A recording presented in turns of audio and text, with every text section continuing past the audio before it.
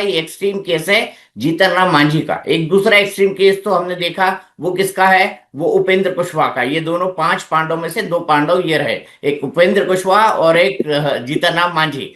अब पिता इनके संतोष सुमन इनके बेटे को मंत्री बनाया गया है। पिता जीतन राम मांझी केंद्र में मंत्री हैं, पत्नी दीपा मांझी इनकी विधायक है इमामगंज से, सास ज्योति मांझी विधायक है बाराचट्टी से, और इनके दामाद जो हैं, इनके जीजा जो है प्रफुल्ल कुमार मांझी, वो हम के विधायक है। कहाँ से विधायक है?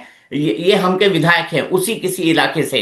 तो मैं आपको बता रहा हूं ये एक्सट्रीम केस है। दूसरा एक्सट्रीम केस दीपक प्रकाश का है, जिनकी मां विधायक हैं, जिनमें उपेंद्र कुशवाहा खुद राज्यसभा के सांसद हैं, चुनाव अपना हार गए थे। स्नेहलता को शायद सासाराम से विधायक है। और दीपक प्रकाश को तब मंत्री बनाया गया है जब दोनों में से किसी भी सदन के सदस्य नहीं है। अब उनको एमएलसी बनाया जाएगा, तब दीपक प्रकाश को जो है वो कैबिनेट के अंदर एंट्री मिलेगी। तो आपको पता है ना, उपेंद्र कुशवाहा नाराज हो गए थे, नाराज होके वो सीधे अमित शाह के पास आए थे। तो बार्गेन तो वो पहले करके गए थे, मन बना के गए थे कि उनको क्या करना है। लेकिन सबसे पहले यहाँ पर यह समझना जरूरी है कि आखिर पार्टी परिवार वालों पर ही भरोसा क्यों जताती है, और खासतौर पर ये छोटी पार्टियां।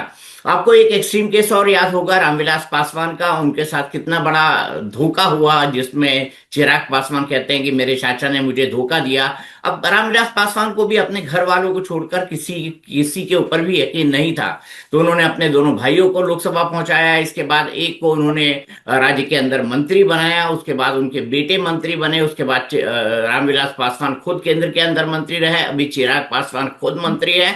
लेकिन यहीं पर एक बार देखने को मिला कि परिवार में आपस में फूट हुई, परिवार में आपस में धोखा हुआ। वरना छोटी पार्टियों को यह लगता है कि अपने ही परिवार के लोगों को टिकट देकर उनको इस बात की गारंटी रहती है कि भाई मेरे परिवार के लोग तो आपस में नहीं टूटेंगे।